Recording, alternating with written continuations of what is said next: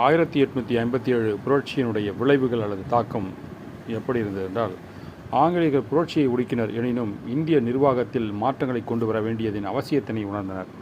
அவருடைய இணைப்பு மற்றும் விரிவாக்க கொள்கை மறு ஆய்வு செய்யப்பட்டன. எனவே புரட்சி இந்தியாவின் அரசியல், நிர்வாக, இராணுவ அம்சங்களில் சில விளைவுகளை அல்லது தாக்கங்களை ஏற்படுத்தியது. அதில் முக்கியமானது கிழக்கிந்திய வாணிக குழு ஆட்சி ஒழிப்பு.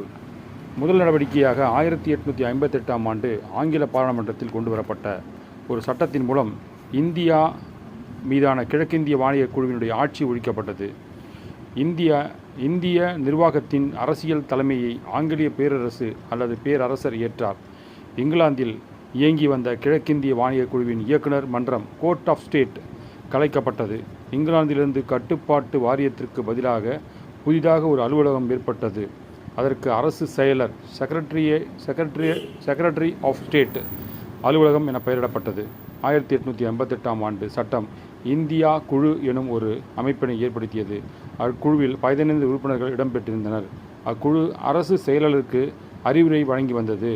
ஆங்கில அரசர் அல்லது அரசியின் சார்பாக அரசு செயலரும் இந்திய குழுவும் இந்திய நிர்வாகத்தை மேற்பார்வையிட்டனர். இந்திய தலைமை ஆளுநர் வைஸ்ராய் என அழைக்கப்பட்டார். இவை எல்லா மாற்றங்களையும் 1858ஆம் ஆண்டு பாராளுமன்றத்தில் இயற்றப்பட்ட இந்திய நலச்சட்டம் பெட்டர்மெண்ட் ஆக்ட் ஆஃப் இந்தியா கொண்டு வந்தது. அம்மாற்றங்களை 1888ஆம் ஆண்டு நவம்பர் 1ஆம் நாள் வெளியிடப்பட்ட பேரரசியின் பிரகடனம் என அறிவித்தது. அப்போது விக்டோரியா இங்கிலாந்தினுடைய அரசியாக விளங்கினார். 1857 இந்திய புரட்சியினுடைய விளைவாக அது முடிவுற்ற பொழுது 1858இல் வாரிசு இழப்பு கொள்கை திரும்ப பெறப்பட்டது.